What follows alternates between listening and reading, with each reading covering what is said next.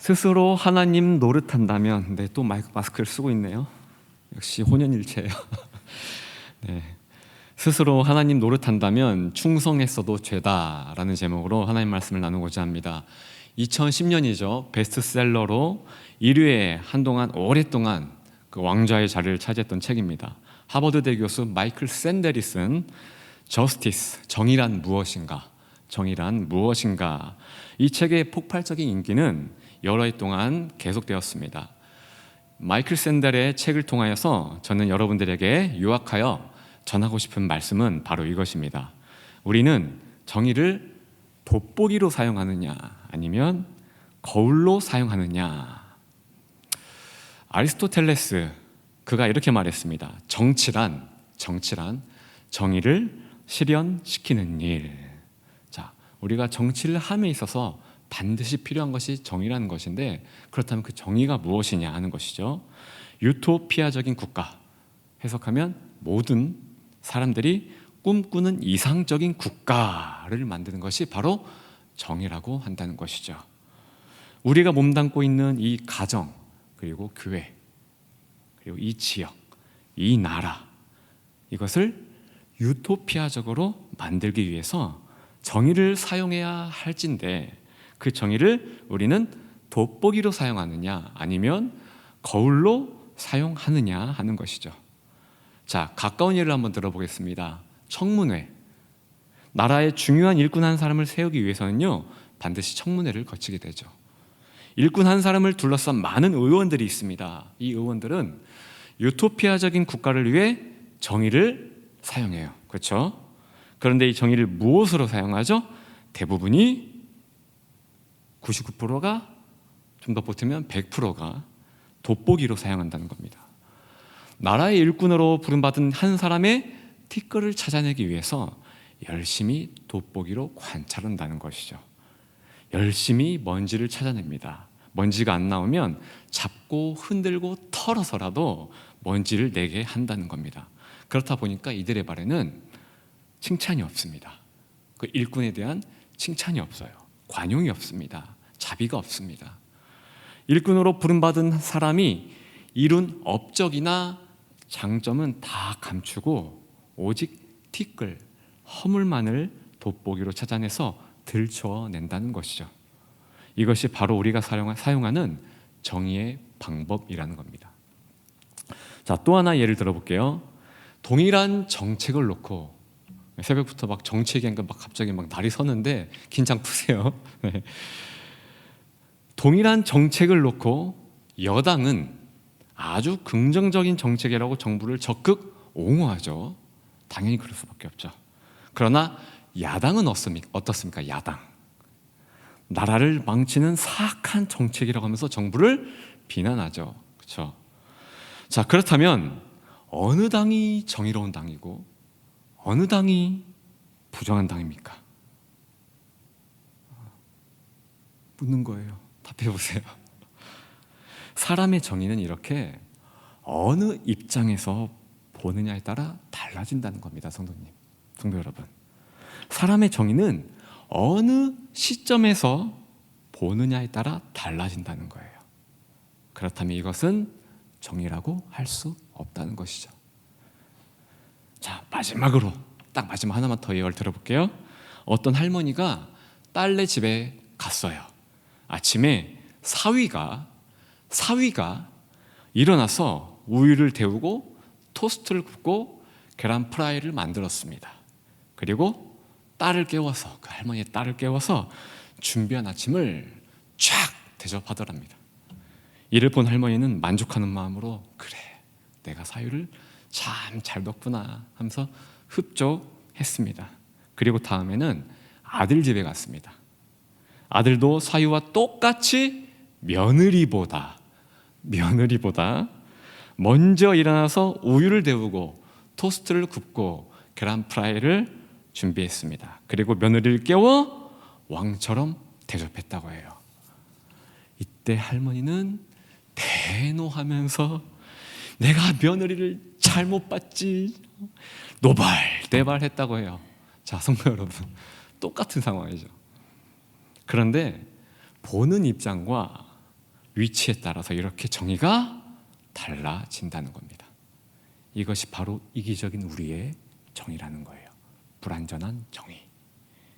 오늘 본문 말씀을 보면요, 의인은 없나니 하나도 없으며 깨닫는 자도 없고 하나님을 찾는 자도 없고, 오늘 본문 말씀과 연관지어 저는 돌아온 둘째 아들 탕자, 이 말씀을 연관지어서 여러분들에게 말씀을 전하고자 합니다. 예수님은 이 말씀에서 두 인물을 소개하는데 맏아들 그리고 막내 둘째 아들입니다.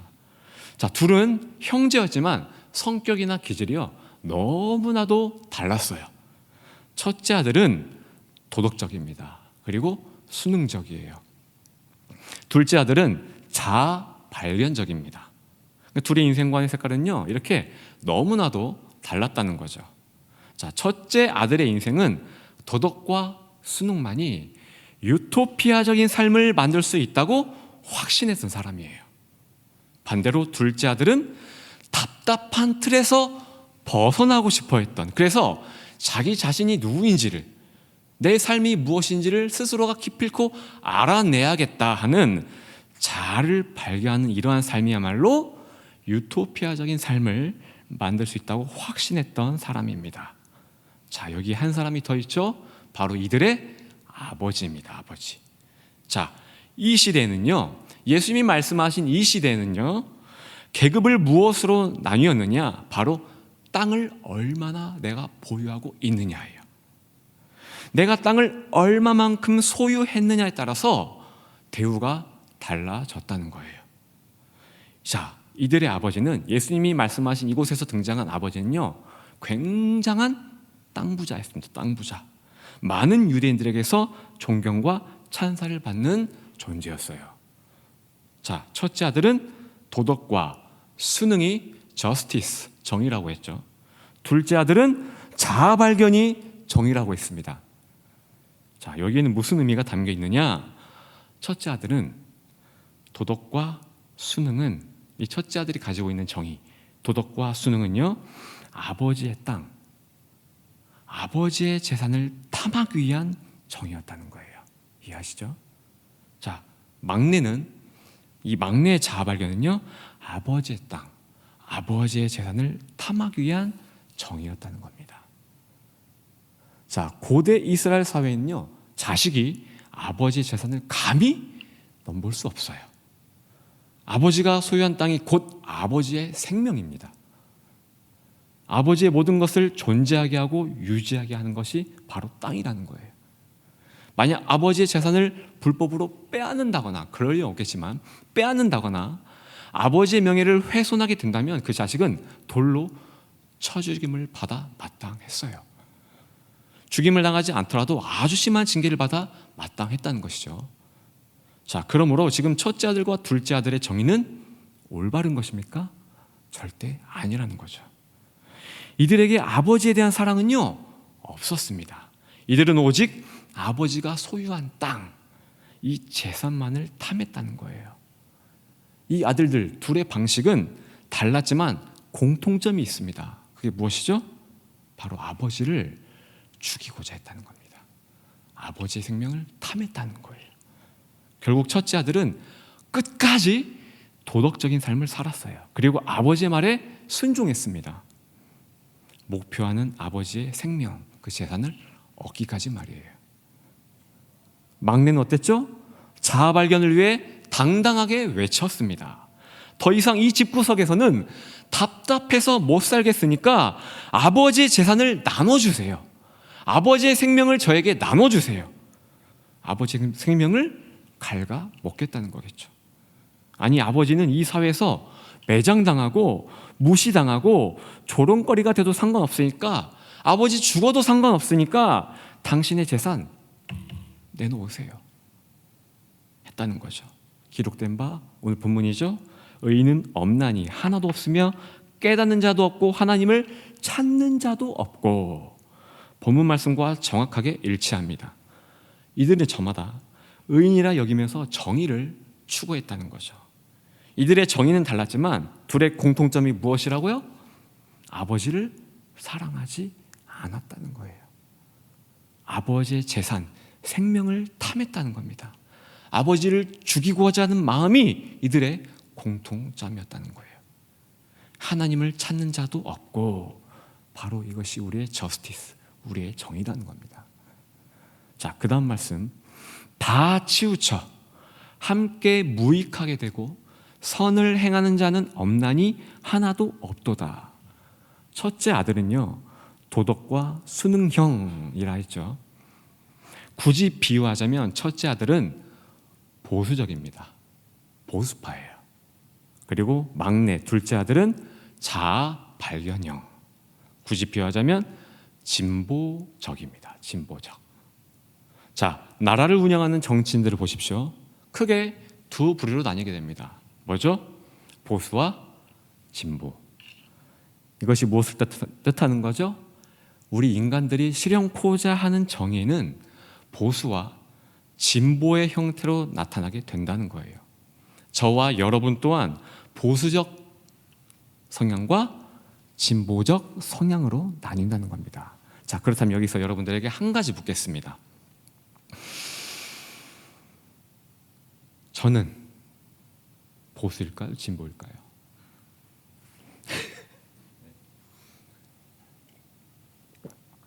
만약 제가 여기서 강단에서 보수라고 한다면 진보적 성향을 가진 성도님들은 앞으로 저의 설교를 듣지 않을 겁니다. 네.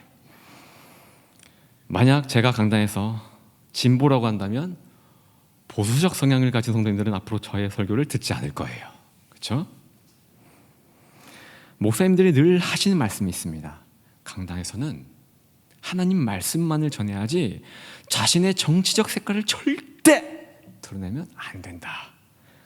드러냈다간 반대파 성도들이 다 떠나갈 것이다. 예, 맞는 말입니다. 현실이에요. 자, 이제 다시 본문 말씀을 제가 읽어드리겠습니다. 다 한쪽으로 치우쳐 무익하게 되고 선을 행하는 자는 없나니 한 사람도 없도다. 오늘 본문이죠. 저와 여러분 다 치우쳐 있다는 거예요. 보수이든 진보이든 좌파이든 우파이든 우리는 다 한쪽으로 치우쳐져 있다는 겁니다. 이렇게 치우치게 되면 어떠한 열매를 맺느냐고요? 무익하대요. 선을 행하지 못한대요. 한마디로 저와 여러분도 예외가 아니에요. 우리는 이 불완전한 정의를 가지고 돋보기로 사용한다는 겁니다. 우리는 주일학교 때부터 어렸을 때부터 예수님이 말씀하신 이 돌아온 탕자, 이 돌아온 막내의 비유를 굉장히 우리는 감동적으로 들어왔습니다. 도저히 용서할 수 없는 이 둘째 아들을 용서하시고 베풀어 주신 이 큰 은혜, 이 얼마나 아름답고 감동적인 스토리인가? 맞습니까? 아니요. 예수님은 둘째 아들을 주인공 삼아 감동적인 이야기를 전하려고 바리새인들에게, 죄인과 세리들에게 하신 말씀이 아니에요. 여기서 우리가 알아야 할 것은요, 놓치지 말아야 중요한 것이 있는데 그게 뭐냐? 바로 둘 다, 이 아들 둘 다 아버지를 사랑하지 않았다는 거예요. 아버지의 편은 없다는 겁니다. 애초에 방식은 달랐지만 둘 다 아버지를 죽이기로 작정했다는 거예요. 그렇다면 비유 속에 나오는 아버지는 누구의 편일까요? 우리는 이구동성으로 이렇게 말합니다. 당연히 둘째 아들이겠죠. 땡, 틀렸습니다. 아버지는요, 그 누구의 편도 아니에요. 제가 보수적 성향이라면 진보적인 성도들이 돌을 던질 테고, 제가 진보적 성향이라면 보수적인 성도들이 돌을 던지는 그런 아버지가 아니라는 겁니다. 아버지는요, 그 누구의 편도 아니에요. 예수님은 그 누구의 편도 아닙니다. 예수님은요, 보수도 진보도 아니에요. 예수님은 도덕과 수능형도 아니요, 자아 발견형도 아니라는 겁니다. 그렇다면 여기서 우리가 얼른 캐치해야 해요. 누구의 편도 아닌 예수님께서 그렇다면 왜 둘째 아들은 해피엔딩으로 말씀을 마무리하셨고, 첫째는 맏아들은 왜 찝찝한 말씀으로 이야기를 마무리하셨을까? 왜? 잘 들으세요. 자, 지금부터 세게 들으세요. 둘째 아들은요, 정의를 돋보기가 아닌 바로 자기 자신을 비추는 거울로 사용했다는 거예요. 이해하시죠? 자아실현, 자아발견을 정의라 여겼던 둘째 아들이 아버지의 생명을 취하여 타국으로 갔습니다. 그리고 총체적 난궁에 부딪히게 되고 결국 그는 아버지가 나눠준 생명을 다 까먹어요. 그리고 거지가 되었습니다. 돼지가 먹는 사료를 먹어가며 겨우 생명을 유지했습니다. 그리고 그는 깨닫게 됩니다. 아버지를 사랑하지 못함의 결과가, 아버지의 생명을 취하고자 했던 결과가, 아버지의 자리를 넘보고자 했던 결과가 이렇게나 참혹하구나, 이렇게나 비참했구나. 비로소 그는 자신의 무능함, 자신의 죄를 되돌아보게 됩니다. 이것이 무엇이죠? 드디어 그는 남의 허물을, 형의 허물을 들여다보는, 아버지의 허물을, 아버지의 그 모든 것들을 들여다보는 돋보기가 아닌 자신을 되돌아보는 거울을 사용하게 되었다는 거예요. 이와 유사한 말씀이 어디에 기록되어 있습니까? 누가복음 18장 9절에 기록되어 있습니다. 세리는 멀리 서서 감히 눈을 들어 하늘을 보지 못하고 다만 가슴을 치면서 이렇게 말합니다. 하나님, 나를 불쌍히 여기소서. 나는 죄인입니다. 이를 보고 예수님이 뭐라고 하죠? 이 사람이 의롭다 하심을 받았느니라. 아멘.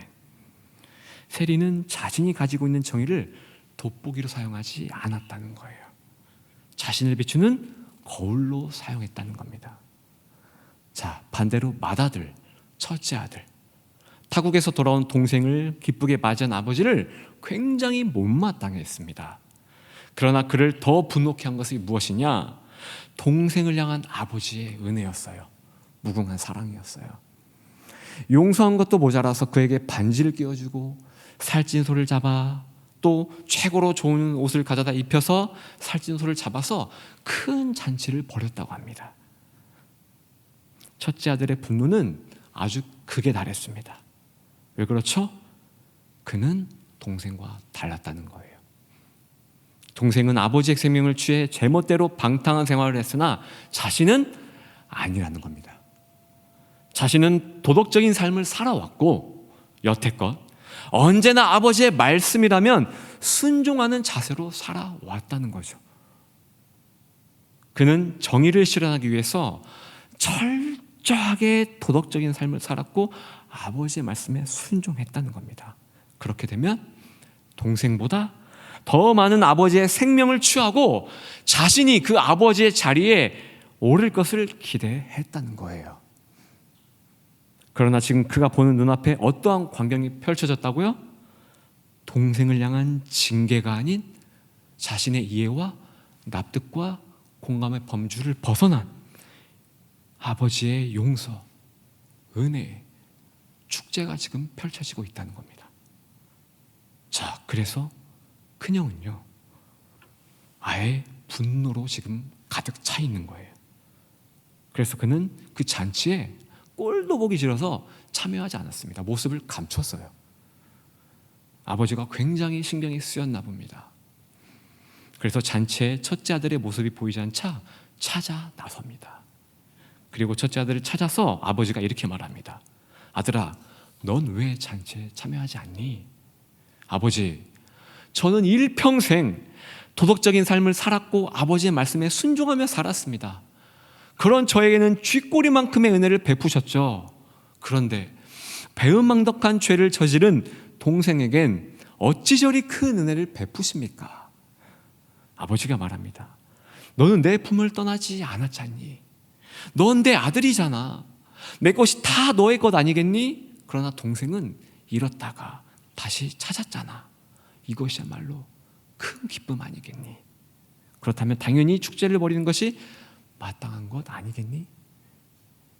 자, 여기서 우리는요, 첫째 아들의 자세, 이 말을 주목할 필요가 있어요.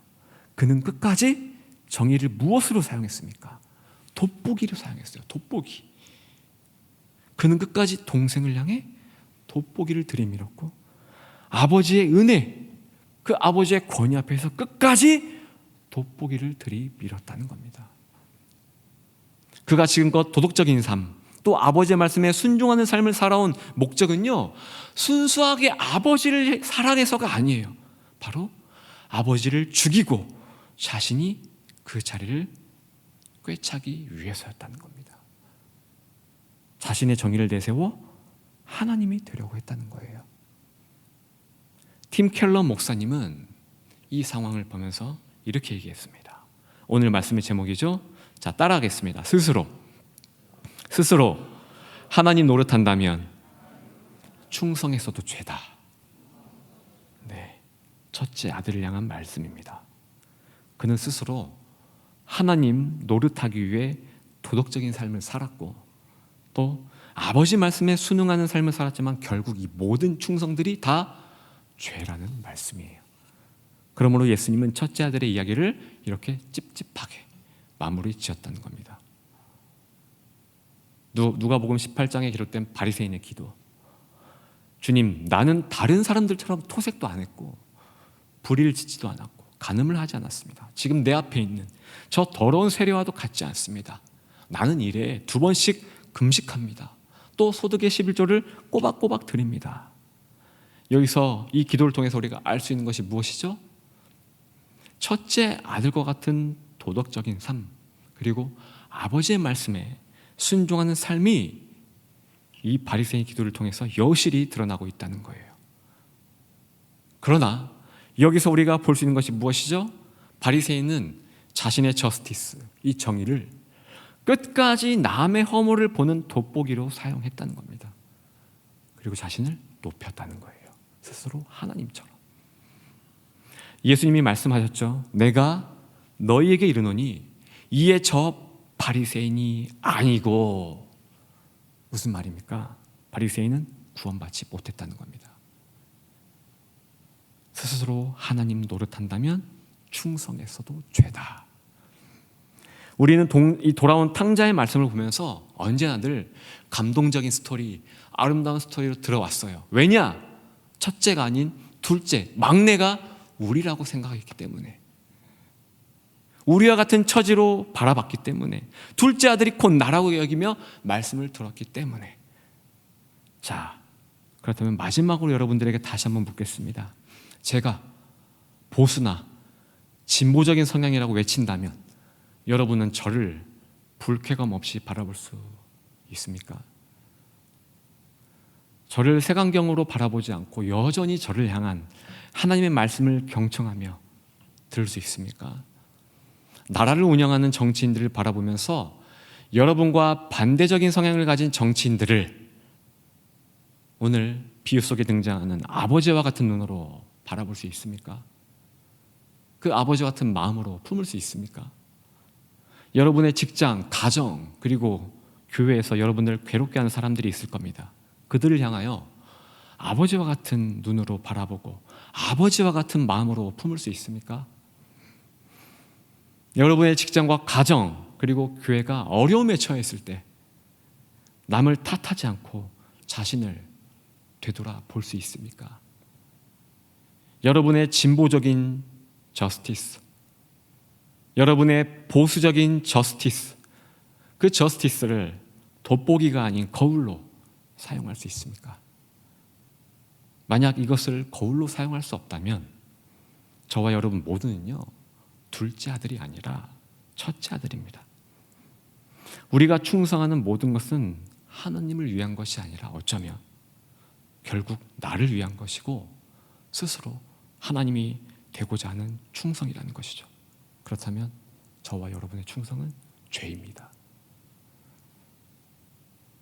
죄입니다. 마지막으로 예수님이 하신 말씀을 전해드리고 말씀을 맺겠습니다. 누가복음 6장 42절 말씀입니다. 너는 너의 눈 속에 있는 들보를 보지 못하면서 어찌하여 형제에게 말하기를 형제여 나로 너의 눈 속에 있는 티를 빼게 하라 할 수 있느냐? 외식하는 자여 먼저 너의 눈 속에서 들보를 빼라. 그 후에야 너가 밝히 보고 형제의 눈 속에 있는 티를 빼리라.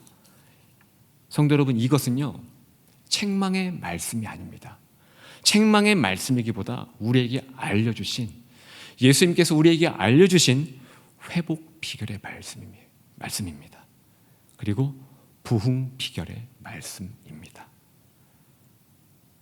우리가 가진 정의는 남의 티를 들추는 돋보기로 사용하는 것이 아니라 바로 내 속에 있는 들보를 먼저 발견하는 거울로 사용하라는 말씀이에요.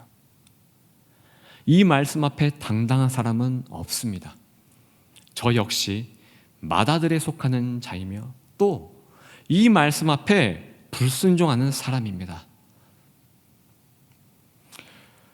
오늘 주신 말씀 붙들고 저와 여러분 모두 이 정의를 돋보기가 아닌 거울로 사용하여 우리가 속한 직장과 가정 그리고 교회가 진정으로 하나가 되고 또 회복되어지고 부흥케 되기를 예수님의 이름으로 축원합니다.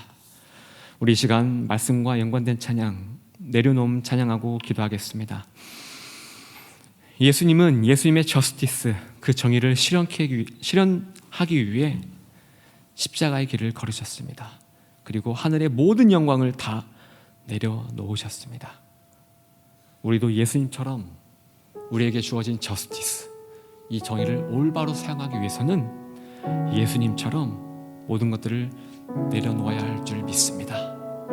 주여, 주님 마음 내게 주옵소서. 그 찬양 있죠? 예수님 마음을 내게 주옵소서. 예수님의 눈을 나에게 주옵시고 예수님의 귀를 나에게 주옵소서. 이 시간 다 같이 찬양 고백하시고 오늘 선포되어진 말씀 각자에게 깨닫게 하신 것들이 다 다양할 거예요. 그 감동으로 주어진 아버지의 말씀 붙들고 기도하도록 하겠습니다. 찬양하겠습니다.